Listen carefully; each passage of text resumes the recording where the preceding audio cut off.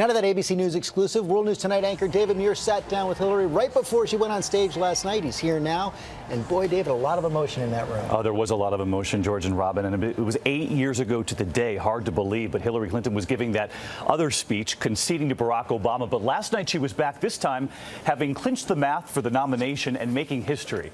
We were with her in a room perched above the crowd. And when she walked in, she had not yet seen the thousands who were waiting. Take a look. I just want to show you this. This is the crowd that is waiting for you. Oh my gosh, look at that. So this is 8 years ago to the day that you conceded, and tonight you will go out there That's right. for a very different reason. That's right.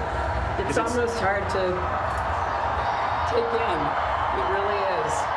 Is it sinking in? Oh, this is sinking it in, I can tell you that. It's an overwhelming feeling, David, really.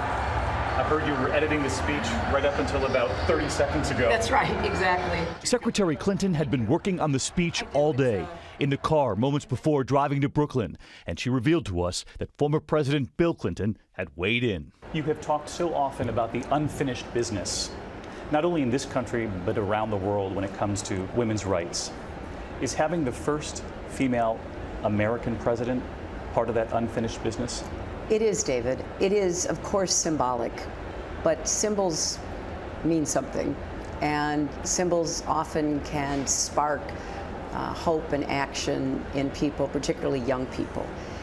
And I think it will be a real milestone with my nomination for our country, but it will also send a signal around the world. We asked her if a meeting with Bernie Sanders is now coming. 8 years ago, it was Clinton conceding, meeting with then-Senator Barack Obama, who had just beaten her, quietly meeting at Senator Dianne Feinstein's home. There were 2 chairs, 2 glasses of water. You were alone in the room. Actually, 2 glasses of wine, too. Okay. That helps. Diane had to pour us both some, California wine. Have you heard from him yet? We've continually talked throughout this process, and But since the math added up for you, have you heard from the president? we were supposed to talk tonight, but we haven't yet connected. We'll probably do it later tonight. Has he signaled to you that he's ready to fight the fight for you? Well, I think he has signaled that he's ready to fight the fight against Donald Trump. Do you think it's time for a meeting with Senator Sanders? Well, I'm certainly reaching out. Our campaigns are talking to one another. I want to unify the party. One step at a time, David, that phone call with President Obama right after she came off the stage. Right after she came off the stage, they did talk, and she told me, George, that she does see them campaigning, in her words, side by side. We also asked about the VP shortlist, about the FBI and her email, if there's anything coming that could derail her campaign.